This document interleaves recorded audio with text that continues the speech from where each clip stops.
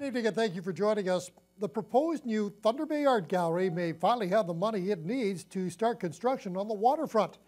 A news conference for the $33 million project has been scheduled for Monday morning.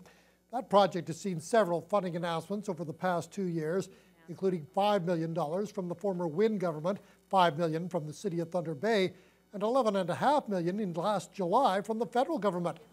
But even with that money and funding from other sources, Art Gallery Director Sharon Godwin says they had only 80% of what they needed to break ground in 2019. Now, Monday's announcement will see more funding from Ottawa, but the amount is being kept under wraps. Godwin says they will also have an update on their public fundraising campaign called AWE, the Art Waterfront Experience. That campaign had a goal of $2.5 million when it was launched in September of 2017.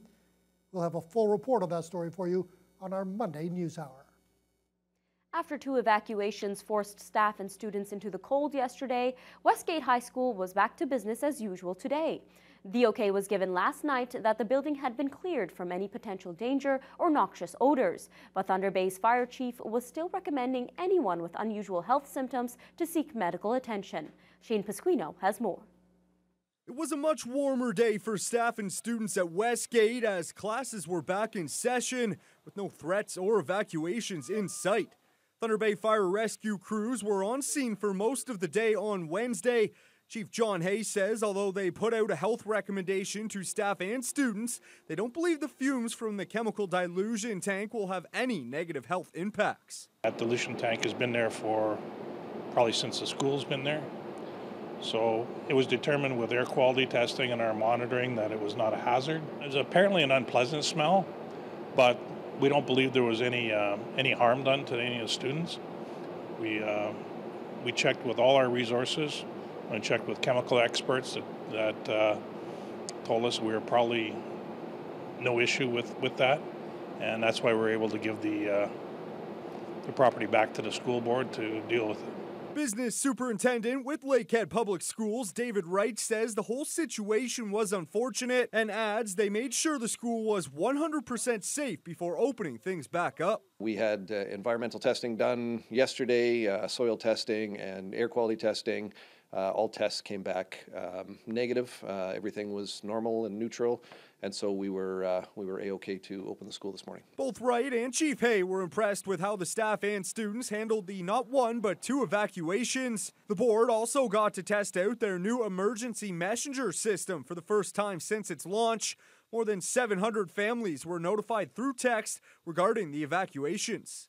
Parents and families can sign up to receive text reminders. We know people are connected to their mobile devices, and it's probably the most efficient way rather than getting home at the end of the day after work and receiving a center voice. So we encourage all parents and families to sign up to receive text messages from the school board. So when there's something pertinent to the school your child attends or to your child itself, we can text you and you can have immediate information.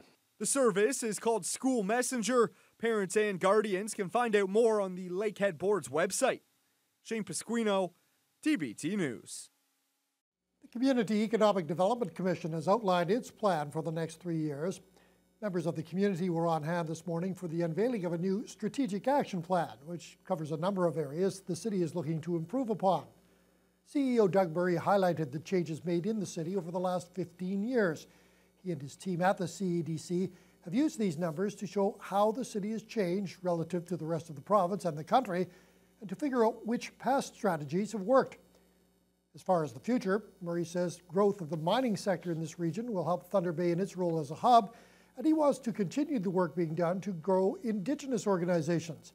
But Murray says the biggest piece of the puzzle is people, and that the city could use a whole lot more. People are starting to age out, and if we do want to grow the economy, we need to have a workforce that can do that, so we need to make sure that we're a welcoming community to Indigenous populations, to people that are coming from Southern Ontario that come here to go to school, for people from the rest of Canada, the international students, and also newcomers to Canada.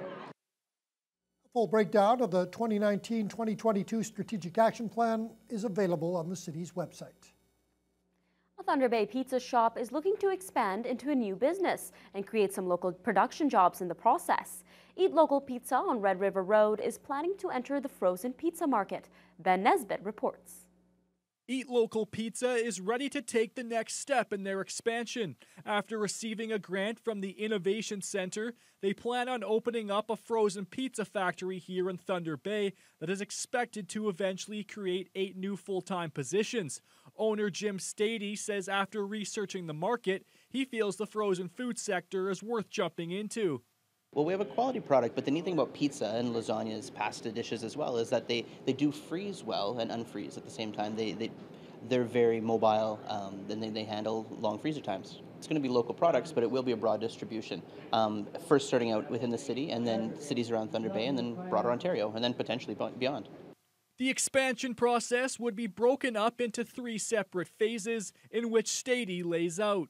So in the first phase, what we're doing is we're working with vacuum sealing, and we've expanded on our refrigeration and storage capability with some grants that we got through the Innovation Center. We're working actually today, meeting with the CDC to talk about the second phase, where we'll be looking at getting a large walk-in freezer and a blast chiller.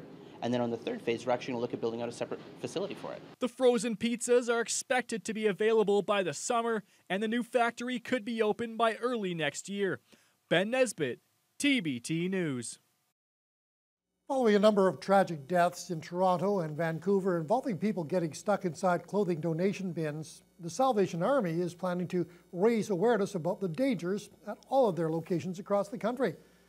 None of the fatal incidents involved a Salvation Army bin, but despite that, the organization has announced plans to place caution signs on all of their clothing donation bins nationwide as an advisory to the public. The 2 Thunder Bay thrift store locations have yet to receive signage for their bins, but that's expected to change in coming weeks. With over $6 million worth of items being donated across the country last year, the Salvation Army says the safety of their donors and recipients remains their top priority. It was a down year for Operation Red Nose, but the St. John Ambulance program still kept hundreds of intoxicated drivers from getting behind the wheel this holiday season. The initial goal this year was to set the record by surpassing 1,000 rides, but instead, the volunteers ended up providing 665. The highest number to date was last year at 878 rides. But Operation Red Nose officials pointed out they had 3 less service days this holiday season. They also raised a bit less money this year, collecting over $13,000 in donations. The program would not be able to run every year without its volunteers, and although they were down from its average, they hope to improve next year. We are a little bit down in volunteers this year, again, a little bit down in general. We actually had 101 volunteers this year, which is still a great amount. Lots of them are returning. We had quite a few new volunteers show up, so it's nice that people are coming out still, and they still have fun while coming out too. Lavoie says they will be looking to improve the way they recruit volunteers in hopes of an even more successful 2019 campaign. As we told you yesterday on the NewsHour, the provincial government has announced a review of the auto insurance system in Ontario. It's a bid to follow through on a campaign promise to lower rates for drivers. And as Pat Foran reports, Ontario residents are being given an opportunity to provide input. CTV News has done many stories with drivers upset over increases to their car insurance. I don't pay insurance to subsidize everybody else's claims. I am mad, really mad. So we're having an ongoing discussion about auto insurance. The former Ontario Liberal government promised to tackle rising rates by cutting insurance premiums by 15%, but it never happened. They had promised to reduce insurance rates by 15%, but no plan to put it in place. CTV News reached Finance Minister Vic Fedeli in North Bay. He says his government wants input from the public on ways to make auto insurance more affordable. We really want this to drive down the cost of insurance. We want to bring real relief to families. The first step in the process is a province-wide survey asking drivers their views on the current state of insurance in Ontario. Questions can be found at ontario.ca. They include, should drivers pay different rates for car insurance based on where they live? Fedeli says the province wants to end discrimination, create fairness, and crack down on fraud. Auto insurance in Ontario needs to be reformed. It needs to be modernized. The Insurance Bureau of Canada says it believes Ontario drivers do pay too much and is optimistic changes can lead to lower rates. What we've seen over the past few decades, actually, are governments that come in and really tinker with the system. What we need is a complete overhaul. The government says more competition can create efficiencies, which should lead to lower premiums. The survey can be completed online until February 15th. Pat Foran, CTV News. The Ford government says it's canceling plans to raise the cost of hunting licenses in this province. Natural Resources and Forestry Minister John Yakabuski made the announcement this morning in Peterborough, also revealing that a $2 service charge will be removed from all future hunting license renewals. The minister said, along with previously announced fee cuts, the Ford government has saved hunters and fishers over $4 million in costs this year. The Children's Center Foundation is once again encouraging the community to stay active this winter while supporting kids' mental health in the process. The former indoor marathon, now called the Charity Run and Walk, will take place next month. The event has been held at the Lakehead University hangar for the past decade. The foundation decided on a name change this year to remind the public that it isn't solely for elite long-distance runners. The event actually has shorter distances, a fun atmosphere, and a kids' run as well. Board members with the Children's Center Foundation say besides raising money for kids' mental health, it also raises awareness, which has grown considerably as of late. It's almost like an epidemic, and part of it is the stigma has decreased, so we're talking about it more, and that's a good thing, and that's why we're seeing numbers increasing.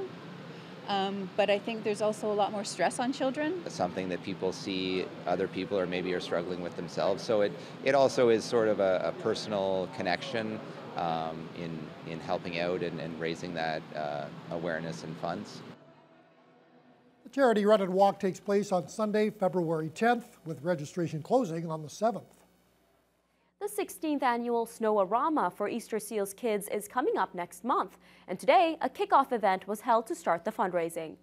An Easter Seals ambassador was on hand at J&J Sports. The organization provides programs and services for kids with physical disabilities. Snow-A-Rama will once again take place at Grand Portage Lodge and Casino on February 9th. Snowmobilers pledge at least $100 and have the chance to win prizes. Organizer Rhonda Harrison says this event is very important for Easter Seals. Snow-A-Rama kicks off our fundraising season. So this is the first of this gets out of the gate basically, and we run 3 events in northwestern Ontario, and we run another one in Sioux Lookout and Atikokan, and it's a huge fundraiser for Easter Seals. In its 16-year history, the local Snow-A-Rama event has raised over $450,000. Well, Factor